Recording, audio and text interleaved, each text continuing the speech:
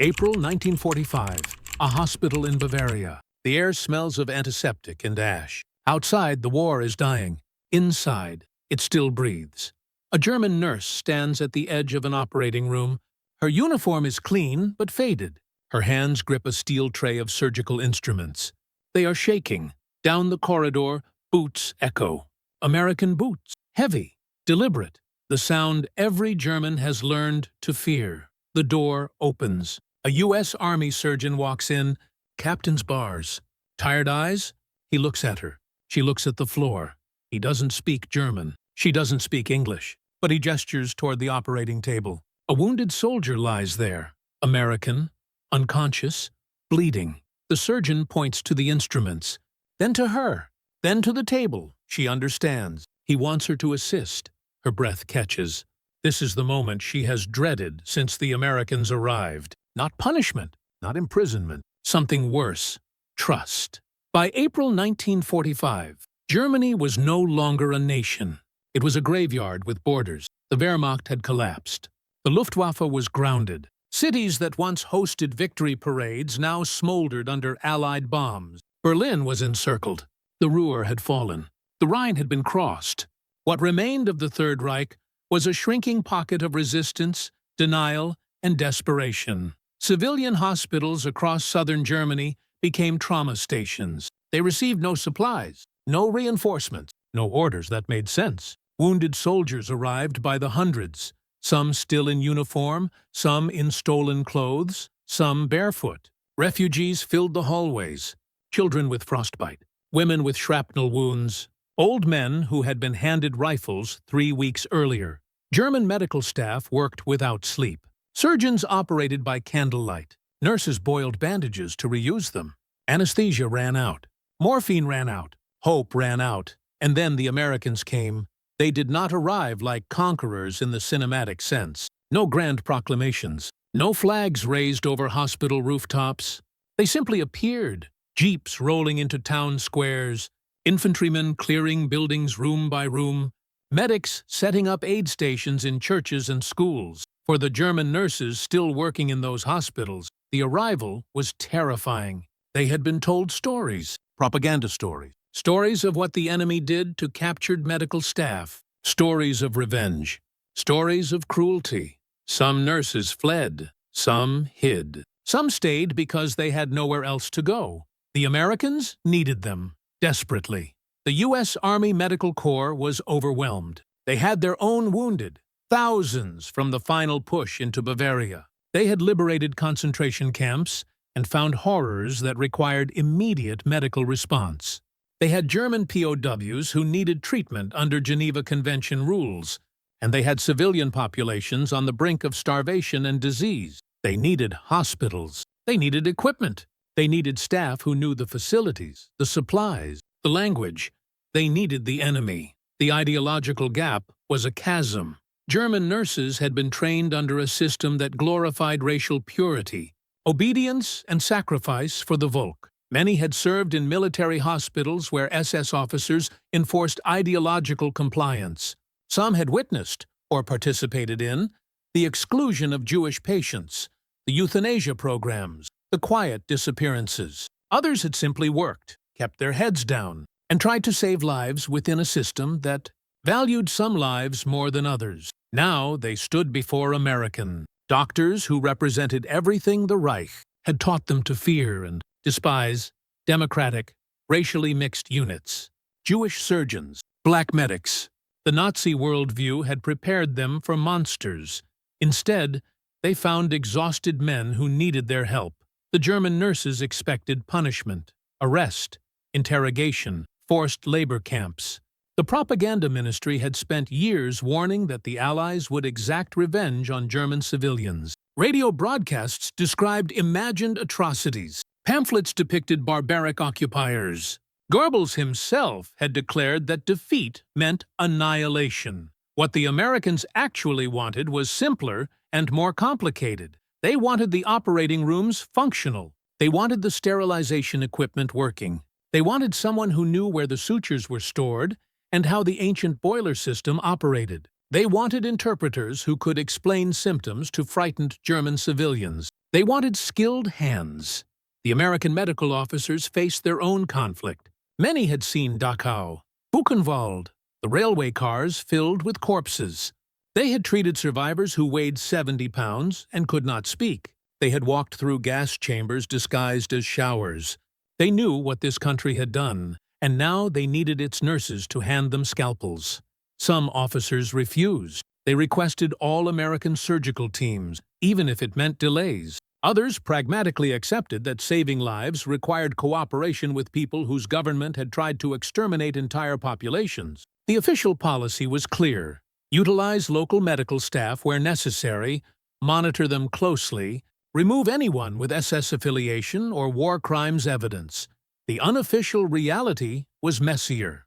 In requisitioned hospitals across Bavaria and Hesse, American surgeons worked alongside German nurses in a silence heavy with unspoken history. Orders were given in English, acknowledged in German, translated through gestures and medical Latin. The work continued because the wounded kept arriving. Outside those operating rooms, the world was being divided into occupation zones and war crimes tribunals. Inside, there was only blood type and pulse rate. The nurses who stayed did so for different reasons. Some believed in their medical oath. Some had nowhere to run. Some hoped cooperation might protect them from harsher treatment. Some genuinely wanted to help. Most carried all these motivations at once, tangled and impossible to separate. The American doctors had their reasons too. Military necessity, professional duty, the exhaustion that makes pragmatism easier than principle, and underneath it all, a question neither side could answer yet. Could the operating room become neutral ground? Angle 1. The German nurse's perspective. Her name was Margarete, or Anna, or Elsa. The records often don't say. What remains are scattered testimonies, medical logs, denazification files with testimonies buried in bureaucratic language. She had trained before the war, when nursing still meant caring for the sick without asking their politics. Then came 1933, and the profession changed. Racial hygiene lectures, loyalty oaths. The Nurses Association purged of Jewish members. She learned new terminology.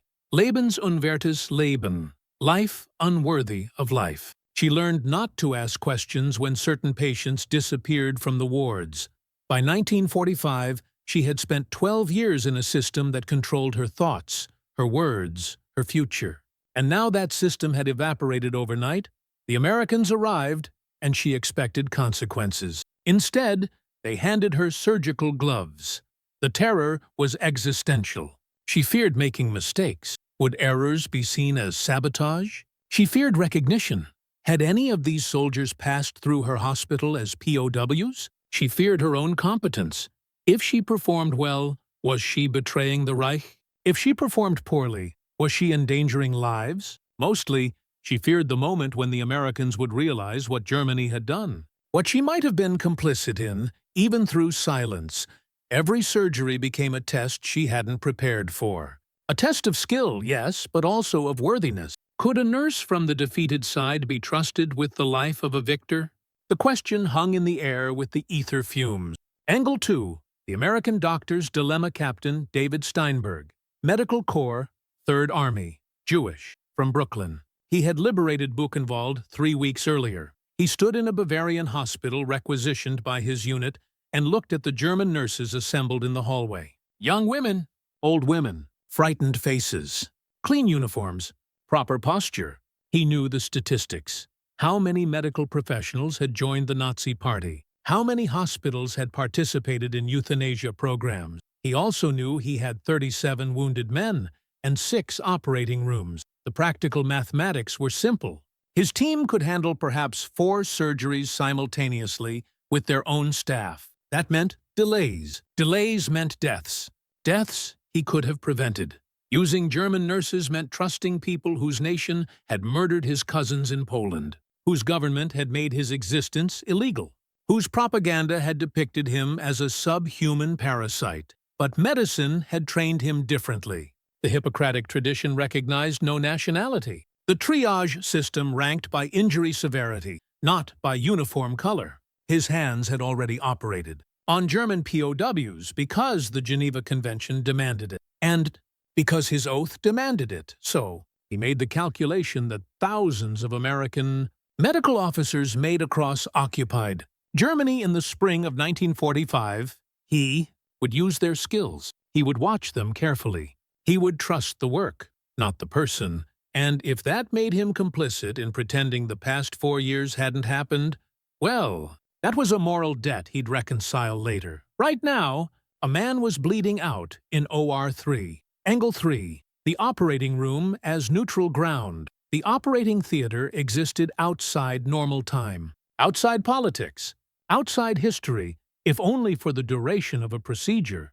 Inside those walls, a different language dominated. Not English, not German.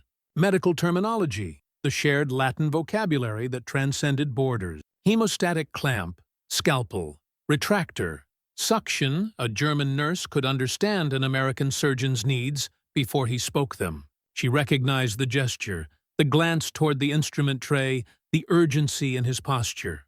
He recognized her competence in the speed of her response, the sterility of her technique, the steadiness of her hands under pressure. This was not forgiveness. It was not even reconciliation. It was something more fundamental and perhaps more fragile.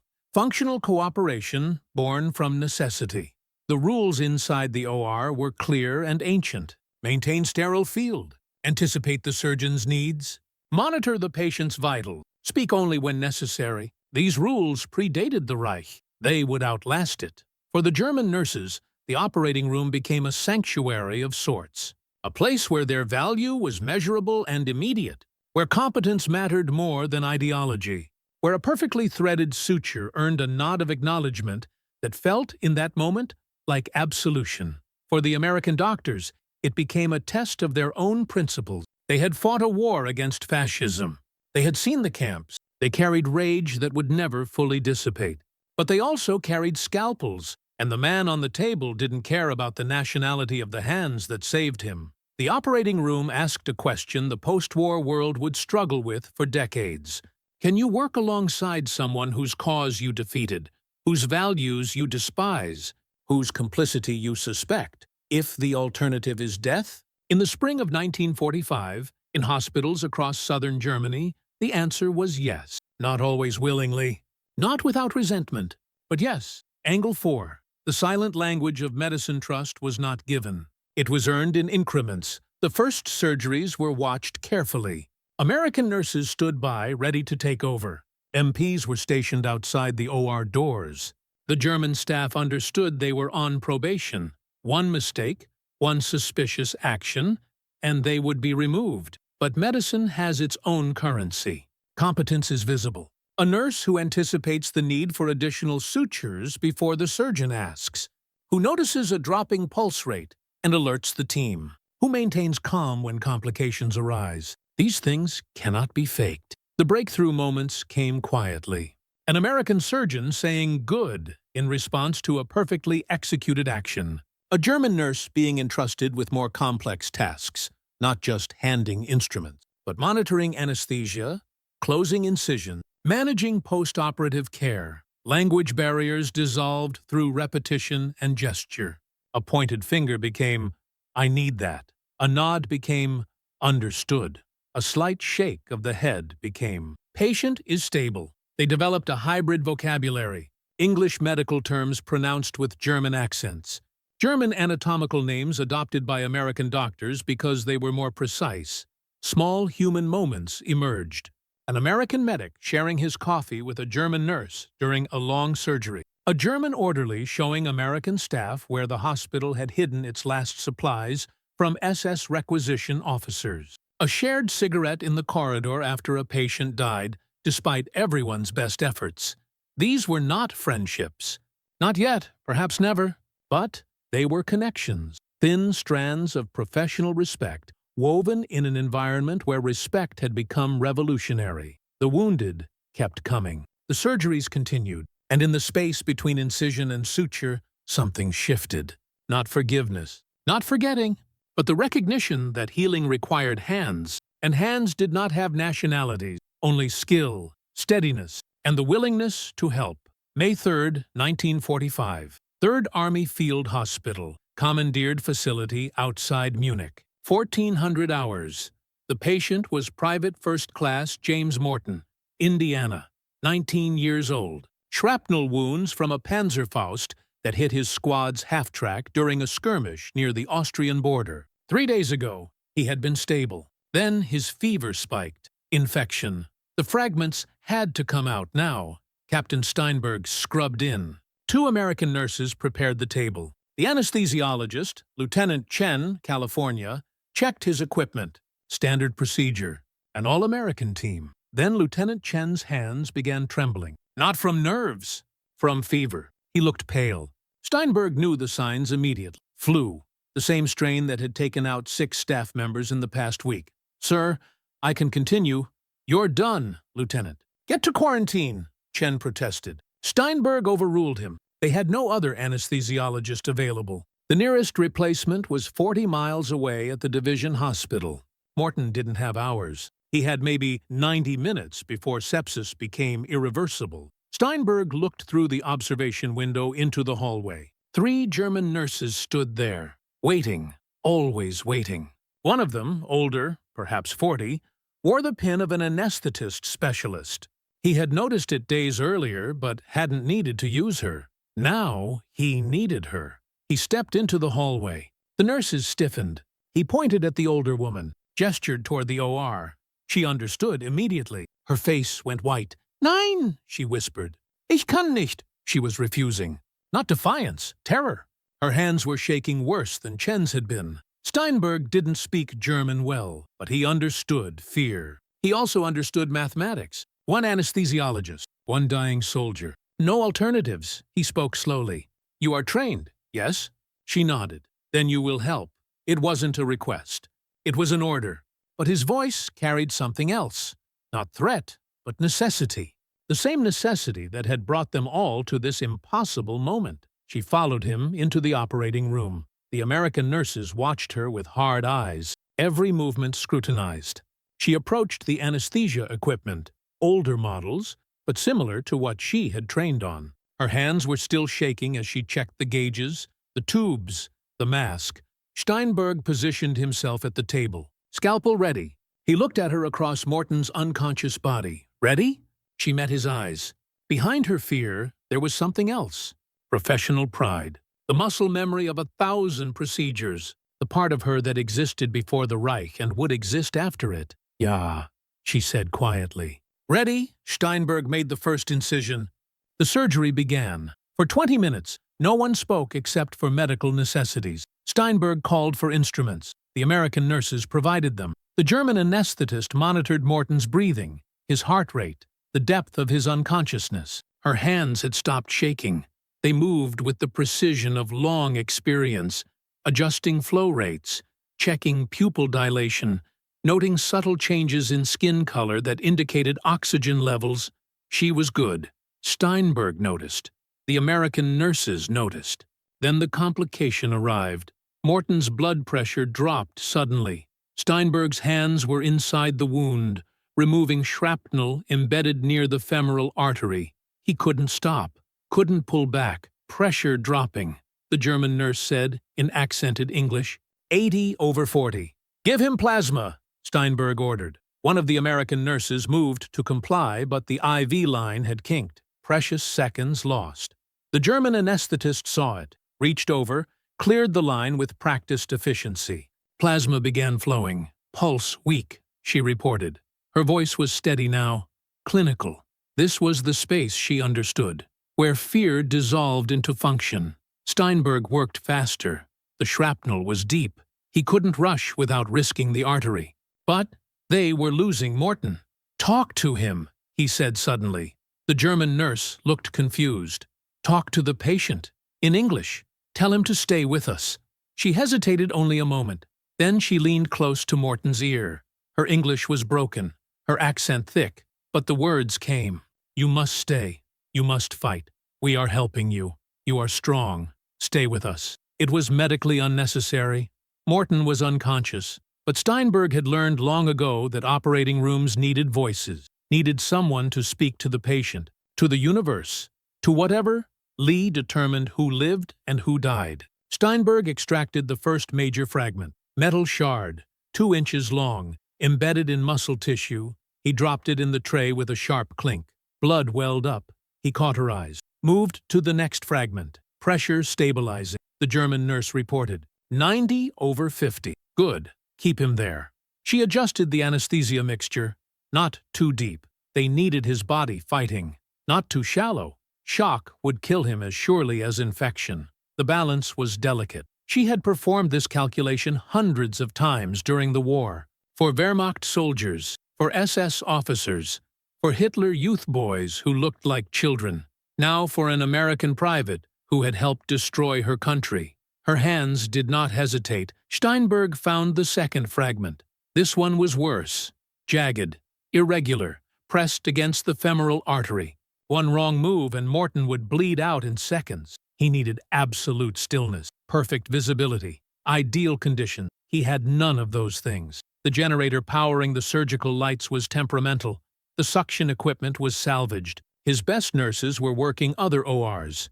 He had a German anesthetist whose loyalty he couldn't verify, and a patient whose time was running out. He made the decision surgeons have made since the first battlefield amputation. He proceeded anyway. I need silence. Complete focus.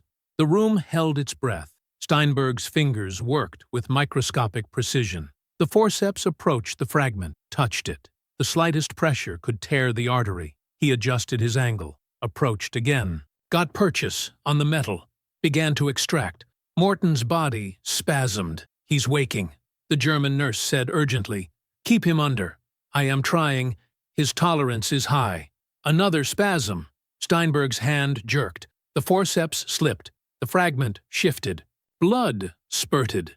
Arterial blood. Bright red. Pulsing. Scheisse. The German nurse breathed. The American nurses moved instantly. Clamps. Gauze. Suction. Steinberg's hands worked faster than thought. He had seconds. He applied pressure. Found the tear. It was small. Thank God, small. Controllable. Pressure dropping again. The German nurse called out. 70/30. He needs blood. We're out of his type, one of the American nurses said. Used the last unit this morning. Steinberg kept pressure on the artery. His mind raced through alternatives. Universal donor. Plasma expanders. Anything to buy time. The German nurse was already moving. She checked the blood type card clipped to Morton's chart. He is O positive. I am O negative. Universal donor. I can give. Steinberg looked up, met her eyes across the table. This was the moment, the fulcrum, the place where calculation met conviction. She was offering her blood to save an American soldier. The same Americans who had bombed her cities, who had killed men she might have known, who represented the total destruction of everything her government had told her to believe in. Or maybe she was simply a nurse doing what nurses do. Do it, Steinberg said. They set up the direct transfusion while Steinberg held pressure. The German nurse sat beside the operating table, her arm extended. The American nurse, young from Texas, inserted the needle with hands that were not quite steady, not from lack of skill, from the sheer strangeness of the moment. German blood flowing into an American soldier, in a German hospital, under American command, while German and American hands worked the same table. The history textbooks would not record this. The official reports would list it as transfusion, field hospital, donor unspecified. But everyone in that room knew they were witnessing something unprecedented. The German nurse watched her blood travel through the tube, dark red. No different from any other blood. She felt lightheaded, not from blood loss, but from the vertigo of contradictions. She had taken an oath to preserve life. She had served a regime that industrialized death. She had believed in victory. She had witnessed catastrophe. And now she sat beside an enemy soldier, giving him her blood because medicine recognized no enemies, only patients. Morton's pressure stabilized. 90/50, then 90/60. Color returned to his face. Steinberg repaired the arterial tear. 7 sutures, each one placed with absolute precision. He removed the remaining fragments, irrigated the wound. Checked for additional bleeding. Found none. Close him up, he said to the American nurses. He stepped back from the table, pulled off his gloves, looked at the German anesthetist. She was pale from blood loss, but alert, professional. You did well, Steinberg said. 3 words. In English. Simple. Factual. She nodded. Said nothing. What could be said? Thank you seemed absurd. Your welcome seemed presumptuous. The words that mattered had already been spoken in the language of medicine, in flow rates and blood pressure, in sutures and transfusions, in the steady rhythm of a heartbeat that continued because hands had cooperated across a chasm. Private Morton would live. He would return to Indiana. He would never know that a German nurse had given her blood to save him, or that his survival had required a Jewish surgeon and a former Reich medical worker to trust each other for 90 minutes. The operating room emptied. The German nurse returned to the hallway, where the other nurses waited. They looked at her with questions in their eyes. She had no answers, only exhaustion, and the strangest sense of something she couldn't name. Not redemption, not forgiveness, something smaller and more fragile. Word spread through the hospital faster than official reports ever could. The German nurses whispered it in the supply rooms. The American medics mentioned it during shift changes. A German anesthetist had given blood to save an American soldier. Captain Steinberg had allowed it. The patient had survived. In the context of May 1945, this should have been unremarkable. Field transfusions happened daily. Donors were used when supplies ran short. But context was everything. And the context was a defeated nation occupied by its conquerors, where every interaction carried the weight of unspeakable history. The next morning, Captain Steinberg posted a new duty roster. 3 German nurses were assigned to regular OR rotations, not as observers, not as probationary staff, as integrated members of the surgical teams. Some American medical officers objected. A major from the Judge Advocate General's office arrived to review the decision. Were these nurses being vetted? Had their political backgrounds been investigated? What if they sabotaged procedures? Steinberg's response was documented in a memo that survived in the National Archives. I need skilled hands more than I need ideological purity. Every nurse on my roster has been evaluated for medical competence. Their past affiliations are a matter for denazification tribunals, not for operating rooms where men are dying. Unless you can provide me with additional American staff, I will continue to utilize available medical personnel regardless of nationality. The major left. The German nurses stayed. Within 2 weeks, the arrangement became standard across Third Army medical facilities. By June, it was official policy. German medical staff could be employed under direct American supervision, provided they passed basic political screening and demonstrated professional competence. The screening process was imperfect. Some nurses with Nazi party memberships slipped through. Others who had simply tried to survive were flagged for investigation. The system struggled to distinguish between true believers and reluctant participants, between active collaborators and passive bystanders. But the wounded kept arriving. The surgeries continued, and in the practical chaos of occupation, medical necessity overrode political righteousness. The cultural thaw happened in small increments. An American doctor learning basic German medical terminology. A German nurse teaching American medics about local diseases they would encounter. Tick-borne encephalitis, particular strains of dysentery common in the region. Shared frustration over equipment failures. Shared exhaustion after 18-hour shifts. The German nurses began to see the Americans not as a monolithic enemy, but as individuals. The surgeon from Brooklyn who worked with fierce intensity and never raised his voice. The medic from Georgia who hummed while he worked and spoke to unconscious patients as if they could hear him. The nurse from Chicago who had lost her brother at Normandy, but still treated German POWs with the same care she gave American soldiers. The Americans began to see the German nurses not as representatives of the regime, but as professionals who had trained before Hitler and would work after him. Some were young, barely 20, trained entirely during the Nazi years, now adrift in a world where everything they had been taught was revealed as lies. Others were older, in their 40s and 50s, remembering a Germany before the madness, quietly grateful that the madness had ended, even though the ending meant defeat. By autumn 1945, the arrangements had calcified into semi-permanent structure. German hospitals operated under Allied administration. Mixed medical teams became normal. The initial shock faded into the mundane rhythm of institutional medicine. The German nurses who had worked with American forces faced uncertain futures. Denazification tribunals reviewed their wartime service. Had they joined the Nazi Nurses Association voluntarily or under compulsion? Had they served in facilities where euthanasia occurred? Had they treated concentration camp guards with extra care while neglecting slave laborers? The answers were rarely simple. Most had worked within the system without being its architects. Most had followed orders without asking what those orders meant for the patients they never saw. Complicity was not binary. It existed in shades of gray that tribunals struggled to judge. Some nurses emigrated. To America, ironically. To Canada. To South America.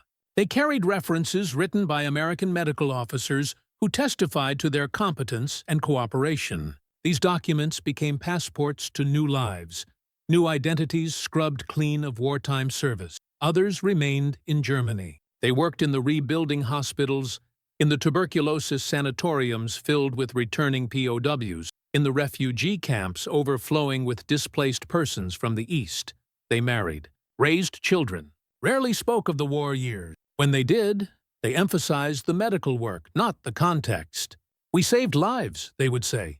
True, but incomplete. A few maintained contact with the American doctors they had worked alongside. Christmas cards exchanged across the Atlantic. Brief letters updating on children, careers, the recovery of a shattered continent. These connections were cautious, never quite friendships, but something more than mere professional courtesy. Acknowledgement, perhaps. Recognition that they had shared something extraordinary, even if neither side could fully articulate what it meant. The American medical officers returned home with complicated memories. They had done their duty, saved lives, upheld their oaths, but they had also worked alongside people whose nation had committed industrialized genocide. Some wrestled with that contradiction for decades. Others compartmentalized it. The nurses were nurses. The doctors were doctors. The war was over. Move forward. The medical journals published studies on field surgery techniques developed during the war. Improved blood storage, advances in anesthesia, trauma protocols that would shape civilian medicine for generations.